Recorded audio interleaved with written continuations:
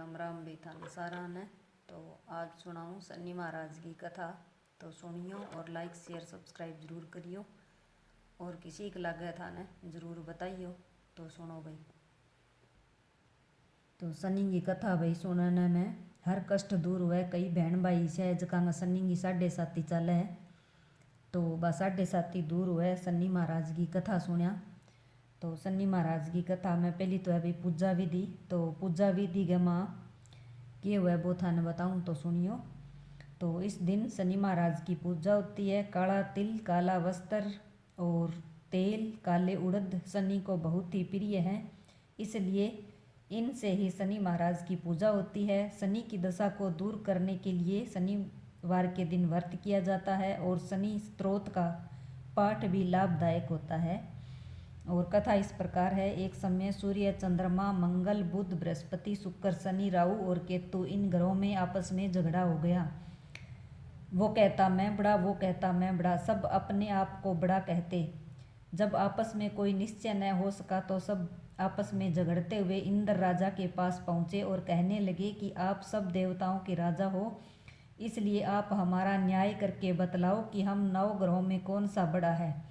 राजा इंद्र इनका प्रश्न सुनकर घबरा गए और कहने लगे कि मुझ में यह सामर्थ्य नहीं है कि किसी को बड़ा या छोटा बतलाऊं। मैं अपने मुख से कुछ नहीं कह सकता। हाँ, एक उपाय हो सकता है। इस समय पृथ्वी पर राजा विक्रमादित्य दूसरों के दुखों का निवारण करने वाले हैं, इसलिए तुम सब मिलकर उन्हीं के पास जाओ, वहीं तुम्हारे दुख का निवारण करेंगे। ऐसा सुनकर सभी देवता चलकर भूलोक में राजा विक्रमादित्य की सभा में उपस्थित हो गए और अपना प्रश्न राजा के सामने रखा।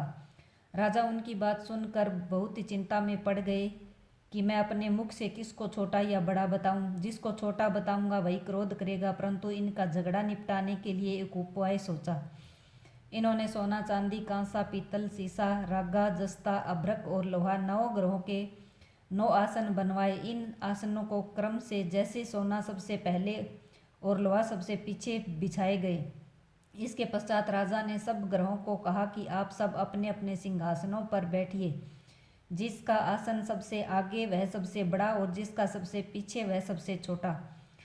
क्योंकि लोहा सबसे पीछे था और वह शनिदेव का आसन था, इसलिए शनिदेव ने समझ लिया कि राजा ने मुझको सबसे छोटा बना दिया। इस पर शनि को बड़ा क्रोध आया और कहा कि राजा, तू मेरे पराक्रम को नहीं जानता।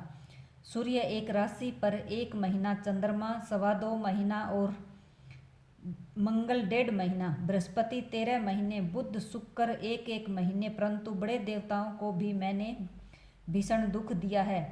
राजन सुनो, राम जी को 7.5 आई और वनवास हो गया। रावण पर आई तो राम और लक्ष्मण ने सेना लेकर लंका पर चढ़ाई कर दी। रावण के कुल का ही नाश हो गया। हे राजा, अब तुम सावधान रहना। राजा कहने लगा, जो कुछ भाग्य में होगा देखा जाएगा। उसके बाद अन्य ग्रह तो अपने अपने प्रसन्नता के साथ घर चले गए, परंतु शनिदेव बड़े क्रोध के साथ वहां से लौट आए।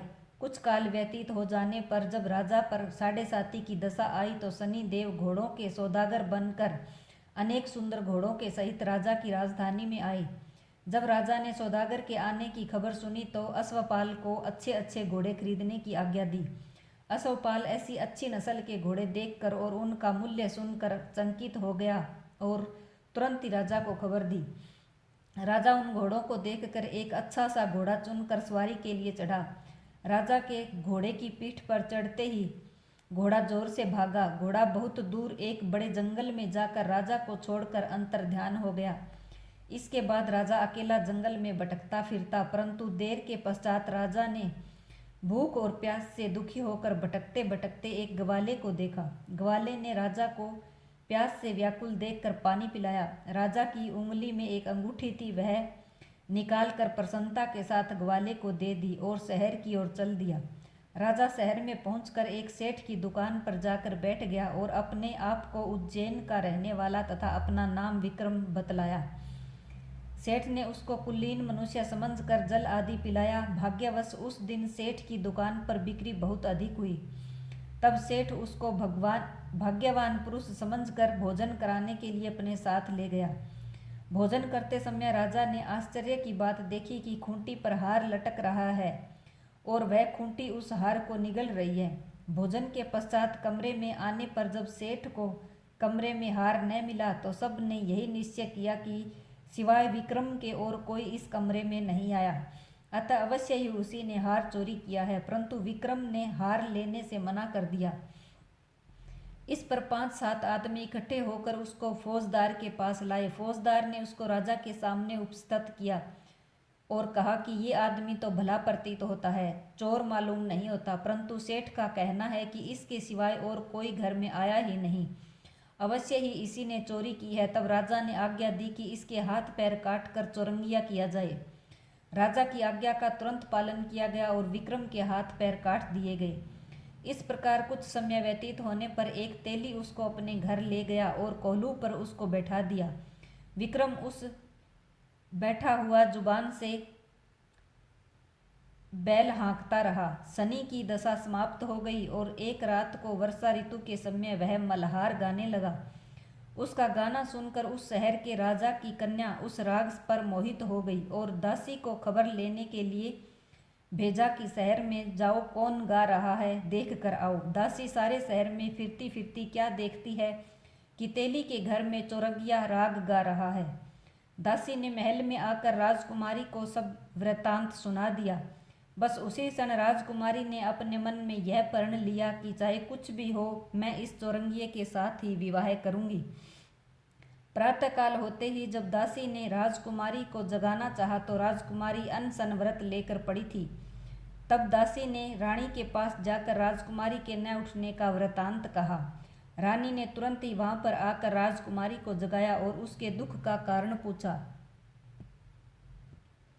राजकुमारी ने कहा कि माता जी, मैंने यह प्रण लिया है कि तेली के घर में जो चौरंगिया है उसी के साथ विवाह करूंगी। माता ने कहा, पगली, यह क्या बात कह रही है?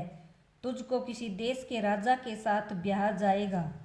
कन्या कहने लगी कि माता जी, मैं अपना प्रण कभी नहीं तोड़ूंगी। माता के चिंतित होकर यह बात राजा को जा सुनाई। तब राजा महाराज ने भी आकर यह समझाया कि मैं अभी देश देशांतर में अपने दूत भेजकर सुयोग्य, रूपवान एवं बड़े से बड़े गुणी राजकुमार के साथ तुम्हारा विवाह करूंगा। ऐसी बात तुमको कभी नहीं विचारनी चाहिए। कन्या ने कहा, पिताजी, मैं अपने प्राण त्याग दूंगी, परंतु दूसरे से विवाह नहीं करूंगी। इतना सुनकर राजा ने क्रोध से कहा, यदि तेरे भाग्य में ऐसा ही लिखा है तो जैसी तेरी इच्छा हो वैसा ही कर। राजा ने तेली को बुलाकर कहा कि तेरे घर में जो चौरंगिया है उसके साथ मैं अपनी कन्या का विवाह करना चाहता हूँ। तेली ने कहा कि यह कैसे हो सकता है? कहाँ आप हमारे राजा और हम एक नीच तेली। परंतु राजा ने कहा कि भाग्य लिखे को कोई टाल नहीं सकता, अपने घर जाकर विवाह की तैयारी करो। राजा ने उसी समय तोरण और वंदनवार मंगवाकर अपनी राजकुमारी का विवाह चौरंगिया बने विक्रमादित्य के साथ कर दिया। रात्रि को जब विक्रमादित्य और राजकुमारी महल में सोए तो आधी रात के समय शनिदेव ने विक्रमादित्य को स्वप्न में कहा कि राजा, कहो मुझको छोटा बतलाकर तुमने कितना दुख उठाया है। राजा ने क्षमा मांगी। शनिदेव ने प्रसन्न होकर विक्रमादित्य को हाथ पैर दिए। तब राजा ने कहा, महाराज, मेरी प्रार्थना स्वीकार करें कि जैसा दुख आपने मुझे सौंप दिया है ऐसा और किसी को न दे। शनिदेव ने कहा कि तुम्हारी यह प्रार्थना स्वीकार है। जो मनुष्य मेरी कथा सुनेगा या कहेगा उसको मेरी महादशा में कभी किसी प्रकार का दुख नहीं होगा, और जो नित्य ही मेरा ध्यान करेगा और चींटियों को आटा डालेगा उसके सब मनोरथ पूर्ण होंगे। इतना कहकर शनिदेव अंतर ध्यान होकर अपने धाम को चले गए। राजकुमारी की आंख खुली और उसने राजा के हाथ पैर सही सलामत देखे तो आश्चर्यचकित हुई। उसको देखकर राजा ने अपना समस्त हाल कहा कि मैं उज्जैन का राजा विक्रमादित्य हूँ। यह बात सुनकर राजकुमारी बहुत ही प्रसन्न हुई। प्रातःकाल राजकुमारी से उसकी सखियों ने पूछा तो उसने अपने पति का समूचा वृत्तांत कह सुनाया। तब सब ने प्रसन्नता प्रकट की और कहा कि ईश्वर ने आपकी मनोकामना पूर्ण कर दी। जब उस सेठ ने यह बात सुनी तो वह विक्रमादित्य के पैरों में गिरकर क्षमा मांगने लगा कि आप पर मैंने चोरी का झूठा दोष लगाया, अतः आप मुझको जो चाहे दंड दे। राजा ने कहा, मुझ पर शनिदेव का कोप था, इसी कारण यह सब दुख मुझको प्राप्त हुआ।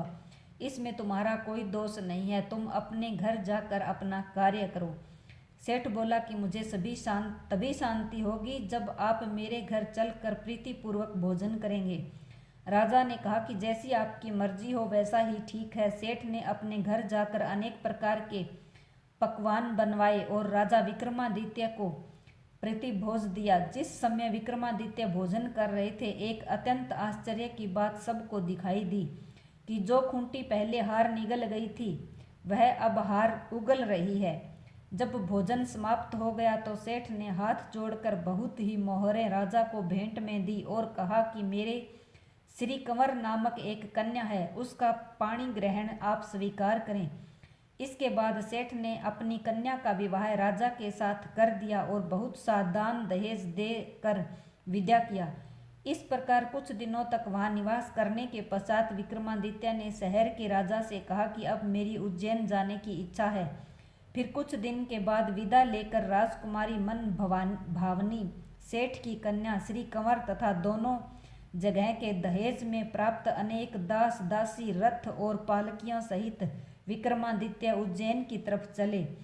जब शहर के निकट पहुंचे और पूर्ववासियों ने राजा के आने का संवाद सुना तो समस्त उज्जैन की प्रजा अगवानी के लिए आई। तब बड़ी प्रसन्नता से राजा अपने महल में पधारे। सारे शहर में बड़ा भारी उत्सव मनाया गया और रात्रि को दीपमाला की गई। दूसरे दिन राजा ने शहर में यह सूचना प्रेषित कराई कि शनिचर देवता सब ग्रहों में सर्वोपरि है। मैंने इनको छोटा बतलाया, इसी से मुझको यह दुख प्राप्त हुआ। इस कारण सारे शहर में सदा शनिश्चर की पूजा और कथा होने लगी। राजा और प्रजा अनेक प्रकार के सुख भोगते रहे। जो कोई शनिदेव की इस कथा को पढ़ता या सुनता है, शनिदेव की कृपा से उसके सारे दुख समाप्त हो जाते हैं। शनि की कथा के व्रत के दिन अवश्य पढ़ना चाहिए। शनिवार के दिन शनि महाराज की कथा जरूर पढ़नी चाहिए। और अब आपको सुनाती हूँ शनिदेव की आरती।